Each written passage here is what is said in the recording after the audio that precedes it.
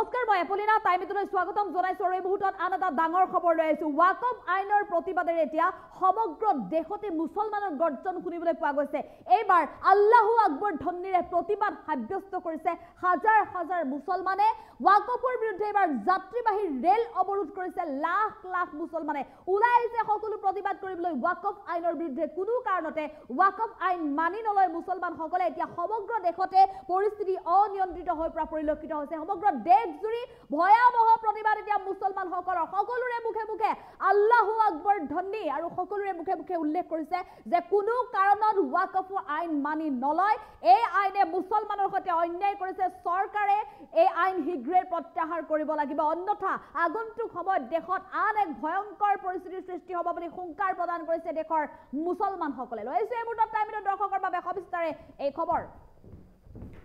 আল্লাহু আকবৰ ধ্বনিৰে ৰেল ৰখাই সাব্যস্ত প্ৰতিবাদ যাত্ৰীবাহী ৰেল ৰখাই ভয়ংকৰ প্ৰতিবাদ সাব্যস্ত কৰিছে এইবাৰ প্ৰতিবাদকাৰীয়ে ওয়াকফৰ বিৰুদ্ধে এইবাৰ যাত্ৰীবাহী ৰেল অৱৰোধ কৰি লাখ লাখ মুছলমানৰ ভয়ংকৰ প্ৰতিবাদ অনিয়ন্ত্ৰিত হৈ পৰিছে পৰিস্থিতি সমগ্ৰ দেশতে এতিয়া মুছলমানৰ গৰ্জন শুনিবলৈ পোৱা গৈছে বেংগলত ওয়াকফৰ বিৰুদ্ধে ৰেল অৱৰোধ সাব্যস্ত কৰিছে প্ৰতিবাদ ৰেল অৱৰোধ কৰি সাব্যস্ত কৰিছে তীব্ৰ প্ৰতিবাদ বেংগলত মমতা বেনাৰ্জী আইন শৃংখলা বিধ্বস্ত কৰাৰ দাবী প্ৰতিবাদকাৰীৰ বিজেপি নেতা অমিত মালবিয়ায়ো সামাজিক মাধ্যমত উত্থাপন কৰিছে বিস্ফোৰক অভিযোগ সমগ্ৰ দেশ জুৰি এতিয়া ভয়াবহ পৰিস্থিতিৰ সৃষ্টি হৈছে আল্লাহু আকবৰ ধ্বনিৰে ৰেল ৰখাই সাব্যস্ত কৰিছে তীব্ৰ প্ৰতিবাদ মুছলমানৰ গৰ্জনত এতিয়া দেশ কঁপি উঠিছে আগন্তুক সময়ত ইয়াতকৈও অধিক ভয়াবহ আন্দোলন হাতত ল'ব মুছলমানসকলে পুনৰ হুংকাৰ প্ৰদান কৰিছে দেশৰ চৰকাৰলৈ দেশৰ চৰকাৰে মুছলমানসকলৰ সৈতে কৰা অন্যায়ৰ বাবে এতিয়া মুছলমানসকল মৌন হৈ নাথাকে মুছলমানসকল শান্তিৰে বহি নাথাকে এই কথা স্পষ্ট কৰি দিছে এতিয়া চৰকাৰলৈ ভয় নকৰে যিমান শক্তিশালী হ'লেও চৰকাৰে মুছলমানসকলক আৰু দমন কৰিব নোৱাৰিব মুছলমানসকলক চৰকাৰে কৰা দমন নীতিৰ বিৰুদ্ধে প্ৰত্যুত্তৰ দিব এতিয়া মুছলমানসকলে কোনো কাৰণত এতিয়া দেশৰ মুছলমানে ভয় নকৰে তাৰে প্ৰমাণ দাঙি ধৰি এনেধৰণে লক্ষ লক্ষ মুছলমান ওলাই অহা পৰিলক্ষিত হৈছে সমগ্ৰ দেশ কঁপাই তুলিছে এতিয়া মুছলমানসকলে মন কৰক এক দৃষ্টান্ত আল্লাহু আকবৰ ধ্বনিৰে সকলো মুছলমানে এতিয়া ভয়ংকৰ প্ৰতিবাদ সাব্যস্ত কৰিছে যাত্ৰীবাহী ৰেল ৰখাই ভয়ংকৰ প্ৰতিবাদ সাব্যস্ত কৰিছে ৰেলপথ অৱৰোধ কৰিছে আৰু ৰেলপথ অৱৰোধ কৰাৰ পিছতে ঘণ্টাৰ পিছত ঘণ্টা ধৰি বহু ৰেল যাত্ৰীৰ মাজত হাহাকাৰ অৱস্থাৰ সৃষ্টি হৈছে কেইবাখনো ৰেল বাতিল কৰি দিয়া হৈছে এই ভয়াবহ প্ৰতিবাদৰ মাজতে আৰু দেখিবলৈ পোৱা গৈছে এই পৰিস্থিতি এতিয়া অনিয়ন্ত্ৰিত হৈ পৰিছে সমগ্ৰ দেশ জুৰি এই পৰিস্থিতি নিয়ন্ত্ৰণৰ বাবে প্ৰশাসনৰ তৰফৰ পৰা সকলো ধৰণৰ ব্যৱস্থা গ্ৰহণ কৰাৰ পিছতো ব্যৰ্থ হৈ পৰিছে কেন্দ্ৰীয় চৰকাৰৰ সন্মুখত এতিয়া বৃহৎ প্ৰত্যাহ্বান হৈ পৰিছে এতিয়া মুছলমানৰ গৰ্জন কিয়নো লক্ষ লক্ষ মুছলমানে একগোট হৈ এতিয়া ভয়ংকৰ প্ৰতিবাদী কাৰ্যসূচী হাতত লৈছে দৃষ্টান্ত মন কৰক সমগ্ৰ দেশত এতিয়া ভয়ংকৰ প্ৰতিবাদ এফালে বৰাকত সৰ্ববৃহৎ প্ৰতিবাদৰ বাবে অস্ত্ৰতা দেখিবলৈ পোৱা গৈছে আৰু তাৰ মাজতে গুৱাহাটী মহানগৰত আন এক ভয়ংকৰ প্ৰতিবাদী কাৰ্যসূচী আৰু ইয়াৰ সমান্তৰালভাৱে কাইলৈ পুৱাতে আমছুৱে সমগ্ৰ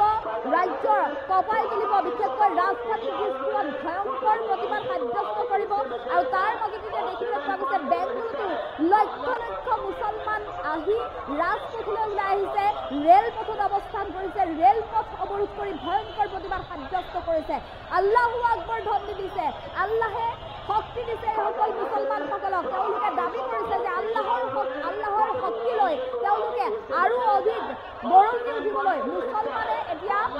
বিজেপি চৰকাৰৰ বিৰুদ্ধে শক্তি প্ৰদৰ্শন কৰিবলৈ আল্লাহৰ আশীৰ্বাদ লৈ আল্লাহৰ দোৱা লৈ ওলাই আহিছে বুলি উল্লেখ কৰিছে কোনো কাৰণত মুছলমানসকলে আল্লাহৰ সম্পত্তি আনৰ হাতলৈ যাবলৈ নিদিয়ে বিজেপি চৰকাৰে কোনো উদ্যোগ কৰি নিজৰ ওয়াকফৰ ভূমি বিক্ৰী কৰিব নোৱাৰে সেই কথা স্পষ্ট কৰি দিছে কোনো কাৰণত সেই অধিকাৰ বিজেপি চৰকাৰক নিদিয়ে মুছলমানে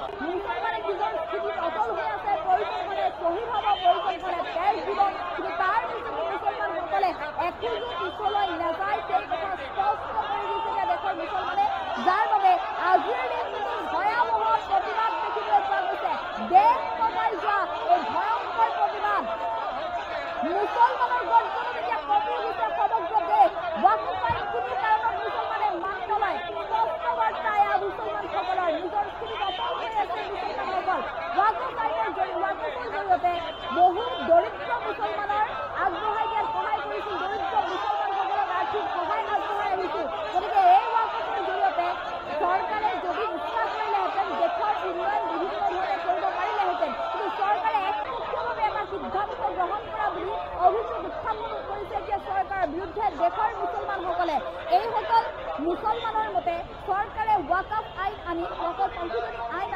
মুছলমানসকলৰ ওপৰত অন্যায় কৰিছে, মুছলমানসকলৰ সৈতে ষড়যন্ত্ৰ কৰিছে, মুছলমানসকলৰ ৱাকফৰ যি সম্পত্তি আছে সেই সম্পত্তি কাঢ়ি পুঁজি উদ্যোগ কৰি বিক্ৰী কৰি দিব বিচাৰিছে। গতিকে তেনে অৱস্থাত মুছলমানসকলৰ যি সাংবিধানিক অধিকাৰ আছে সেই অধিকাৰ কাঢ়ি লৈ যাব বিচাৰিছে বুলি অভিযোগ উত্থাপন কৰি এনেধৰণে সমগ্ৰ দেশ উত্তাল কৰি তোলা দেখিবলৈ পোৱা গৈছে। আৰু আন এক ভয়ংকৰ প্ৰতিবাদ এয়া মুছলমানৰ মুখামুখি দিবলৈ পোৱা গৈছে। আল্লাহু আকবৰ ধ্বনি প্ৰশাসনৰ লোক মোতায়েন কৰা হৈছে, বৃহৎ প্ৰতিবাদী কাৰ্যসূচী ৰূপায়ণ কৰিছে আৰু প্ৰতিবাদৰ মাজতে এতিয়া দেখিবলৈ পোৱা গৈছে অগণন মুছলমান ওলাই আহিছে, লক্ষ লক্ষ মুছলমানে ৰেলপথ অৱৰোধ কৰি ভয়ংকৰ পৰিস্থিতিৰ সৃষ্টি কৰিছে। বহু ৰেল যাত্ৰীৰ মাজত লাগিছে হাহাকাৰ অৱস্থা, ইখনৰ পিছত সিখন ৰেল বাতিল কৰি দিয়া হৈছে। আল্লাহু আকবৰ ধ্বনিৰে প্ৰতিবাদ সাব্যস্ত কৰিছে। তেওঁলোকে কৈছে আল্লাহু আকবৰ, ৱাকফৰ সম্পত্তি কেতিয়াও চৰকাৰক নিদিওঁ, প্ৰয়োজন হলে শ্বহীদ হম বুলি উল্লেখ কৰিছে। কিন্তু ৱাকফৰ সম্পত্তি চৰকাৰক কেতিয়াও নিদিয়ে, ৱাকফৰ সম্পত্তি আল্লাহৰ সম্পত্তি, মুছলমানৰ সম্পত্তি সদায় মুছলমানৰে কৈ থাকক বুলি তেওঁলোকে এনেধৰণে দাবী উত্থাপন কৰি এতিয়া বিভিন্ন অভিযোগ উত্থাপন কৰি চৰকাৰৰ বিৰুদ্ধে ওলাই আহিছে। হাতে হাতে প্লেকাৰ্ড লৈছে, হাতত থকা প্লেকাৰ্ডতো তেওঁলোকে স্পষ্টকৈ লিখি দিছে যে আল্লাহু আকবৰ, তেওঁলোকক আল্লাহে শক্তি দিছে, ইয়াতকৈ জংগী আন্দোলন হ'ব। যেতিয়ালৈকে চৰকাৰে এই আইন প্ৰত্যাহাৰ নকৰে তেতিয়ালৈকে মুছলমানসকলৰ গৰ্জন অব্যাহত থাকিব বুলি হুংকাৰ প্ৰদান কৰি এনেধৰণে লক্ষ লক্ষ মুছলমান ওলাই আহিছে। এতিয়া দেশত মুছলমানসকলৰ এতিয়া গৰ্জন শুনিবলৈ পোৱা গৈছে। চৰকাৰৰ দমন নীতি কোনো ধৰণে সহ্য নকৰে মুছলমানে, পুনৰ শেষ সকিয়নি দিছে এতিয়া চৰকাৰলৈ দেশৰ মুছলমানে। মন কৰক এই দৃষ্টান্ত, লাখ লাখ মুছলমান লোক এতিয়া এনেধৰণে ওলাই আহিছে, ভয়ংকৰ প্ৰতিবাদী কাৰ্যসূচী হাতত লৈ ওলাই আহিছে। অনিয়ন্ত্ৰিত হৈ পৰিছে এতিয়া দেশৰ পৰিস্থিতি, প্ৰশাসন এক প্ৰকাৰ ব্যৰ্থ হৈ পৰিছে মুছলমানসকলৰ এই বৃহৎ প্ৰতিবাদী কাৰ্যসূচী ৰোধ কৰাৰ ক্ষেত্ৰত। কিয়নো দেশৰ প্ৰান্তে প্ৰান্তে ভয়ংকৰ প্ৰতিবাদ, বহু কেইগৰাকী ৰাজনৈতিক নেতাও ইতিমধ্যে চৰকাৰৰ পৰা চৰকাৰৰ এই বিৰোধিতা কৰিছে, বহু বিৰোধীসকলে প্ৰতিবাদ সাব্যস্ত কৰিছে। বৰাকত দেখিবলৈ পোৱা গৈছে ভয়ংকৰ প্ৰতিবাদ, অসমৰ বিভিন্ন প্ৰান্তত দেখিবলৈ পোৱা গৈছে ভয়ংকৰ প্ৰতিবাদ। আৰু তাৰ মাজতে সমগ্ৰ দেশত এতিয়া উত্তাল হৈ পৰিছে ৱাকফ আইনৰ বিৰুদ্ধে। ৱাকফ আইন কোনো কাৰণে মানি নলয় মুছলমানে, মুছলমানৰ সম্পত্তি কেতিয়াও আনৰ হাতলৈ যাবলৈ নিদিয়ে, এয়া স্পষ্ট কথা মুছলমানসকলৰ। আৰু যাৰ বাবে এই ভয়ংকৰ প্ৰতিবাদ অব্যাহত ৰাখিছে। আৰু কাইলৈৰ দিনটো ৰাজধানী দিছপুৰ পাপাই